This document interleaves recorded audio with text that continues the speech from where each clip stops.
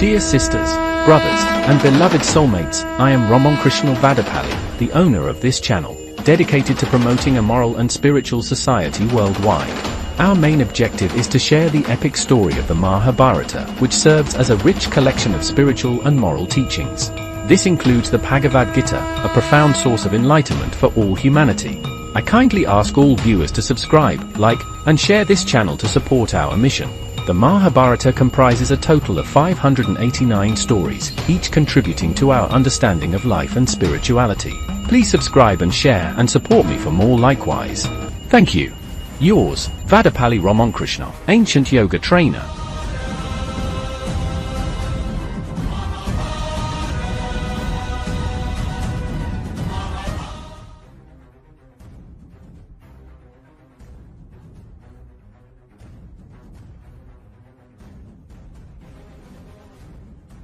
This great Indian epic is also known as Jaya. It is called Jayam because it is a collection of true events from the past. Hence, it is also named Bharatatihasam, meaning the history of Bharata. The Ashtadashavarnana, the 18 Parvas, is harmonious and captivating, which is why it is referred to as Bharatakavyam. It is praised as the Panchama Veda, the fifth Veda, because it encapsulates the essence of all the Vedas in a narrative and artistic manner. Due to the inclusion of the Bhagavad Gita, Sanat Kumara Gita, and other philosophical teachings, it is called a Vedanta text.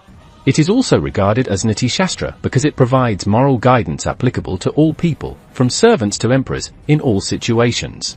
Additionally, it is termed the Bharata Purana as it delves into divine and spiritual inquiries. Because of its profound significance and excellence, it has gained worldwide recognition, reinforcing the saying, if you listen to anything, you should listen to Bharata.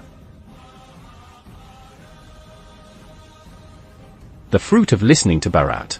Even reading or listening to the wondrous epic Mahabharata with devotion grants the merit of performing countless good deeds. The knowledge obtained from diligently studying Bharata is equivalent to learning the 4 Vedas, the 18 Puranas, the 6 Shastras, the 8 Angas, the 9 Grammas, the 10 Upanishads, and the ultimate truth, moksha. The merits gained through endless charity, countless sacrificial offerings, daily rituals, divine chanting, and the strict observance of celibacy can also be achieved by simply listening to, reading, reciting, or writing Bharata. Any sin, even those atoned for by the Vedas, is immediately absolved. It enhances enthusiasm, governance skills, magical powers, and wisdom.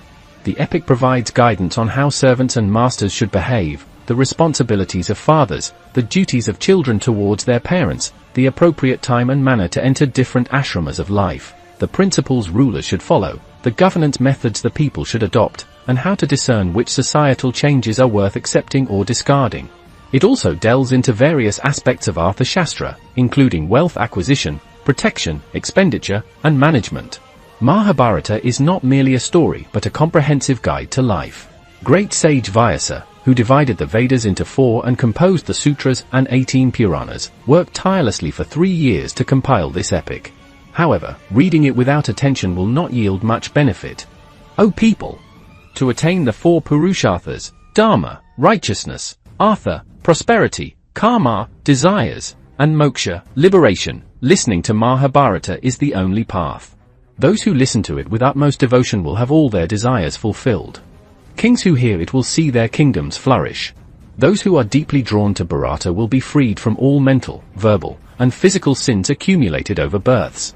Their lifespan will increase, and their knowledge of worldly and spiritual matters will deepen, guiding them towards Vedantic wisdom and a righteous way of life. Whether one listens, reads, or writes Mahabharata, they will be blessed with auspiciousness, and their enemies will disappear. Anything not mentioned in this epic is not found in any other scripture, and every subsequent text derives its wisdom from it.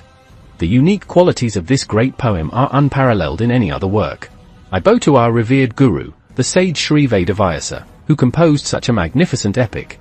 Vaishampayana then said, "Before I narrate the story of Bharata, I shall first recount the divine history of the great sage who authored it, Vyasa." Thus, he began the tale of Vyasa. Vedic Vyasa Parkyana. There was a king named Upakarachara Vasu, whose wife was Girika. Vasu lived happily, indulging in all kinds of pleasures with her, as she was a beauty beyond compare.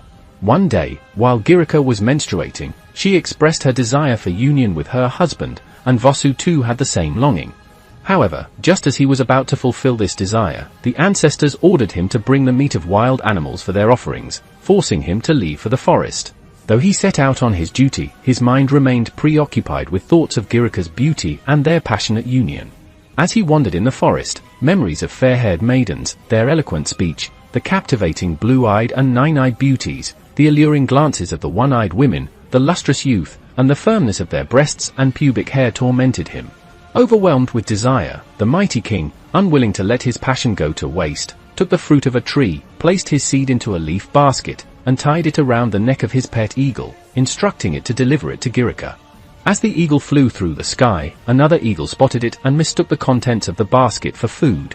Driven by hunger, it attacked the pet eagle, and in their fight, the basket was torn apart, causing the king's seed to fall into the Yamuna river below.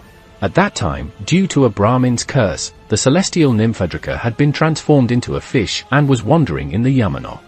The fish swallowed the miraculous seed that had fallen from the sky and became pregnant. Later, when fishermen caught a large fish and presented it to the king of Dasara, they were astonished to find a boy and a girl inside when they cut it open. Since Adrika had been fated to be released from her curse upon giving birth to a human, she regained her celestial form and disappeared. The children were then presented to King Vasu. He took the boy as his own and gave the girl to the king of Dasara. The son raised by Vasu later became famous as Matsya Raja, the ruler of the kingdom of fish. The girl, raised by the king of Dasara, was named Satyavati. She was trained in hunting and sailing, assisting her foster father in his duties. However, as she was born from the womb of a fish, a strong fishy odor emanated from her body, earning her the name Matsya Gandhi. One day, the sage Parashara, the grandson of Vasishtha, needed to cross the Yamuna and waited by the shore for a boat. At that moment, his eyes fell upon Satyavati. He was instantly captivated by her beauty and felt an unusual surge of desire. Recognizing her as a woman of exceptional virility, he confessed his love for her. Satyavati agreed, but set several conditions. "People might see us," she said. In response, the sage created a dense mist to conceal them. "The daytime is not suitable for such a union," she hesitated. Parashara then shrouded the surroundings in dim darkness. "But I am a virgin. What will become of my honor?" she asked. The sage granted her a boon that her virginity would remain intact. "Yet, my body reeks of fish. Who would want to touch me?" she said with a taunting smile. To this, Parashara blessed her, saying, "From this moment on, your fishy odor will disappear, and instead, your body will emit a divine fragrance." Thus, Satyavati, now imbued with an enchanting aroma, became the beloved of the great sage. Manifestation of Vyasa. Parashara, an unparalleled astrologer and sage, performed a divine miracle with Satyavati in the mystical darkness of Rishikesh, in the middle of the Yamuna river, on Yasuka Tippa. As a result of their union, Satyavati was blessed with a son. This extraordinary child grew rapidly, reaching the maturity of a 12-year-old in a short span of time. Born with striking blue hair, he was named Krishna.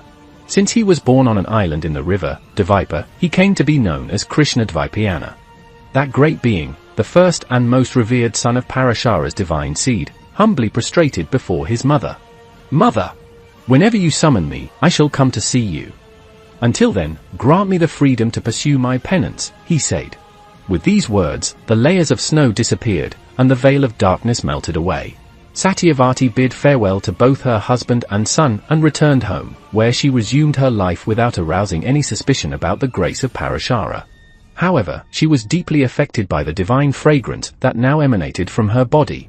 The miraculous transformation bestowed upon her names such as Gandhavati and Yogagandhi, signifying her newfound celestial scent. Meanwhile, Krishna Dvipayana, having departed from his mother, dedicated himself to the sacred division of the Vedas, undertaking rigorous tapadiksha for the welfare of the world. He also composed the Ashtadasa Puranas, 18 great scriptures. Now, he was ready to proclaim the legendary story of the Mahabharata. Janamejaya Maharaj. Your most sacred Kaurava dynasty, including the noble Pandavas, has flourished gloriously. Listen with great attention to the epic tale of these great Indian heroes, he announced, marking the beginning of the grand narrative of the Mahabharata.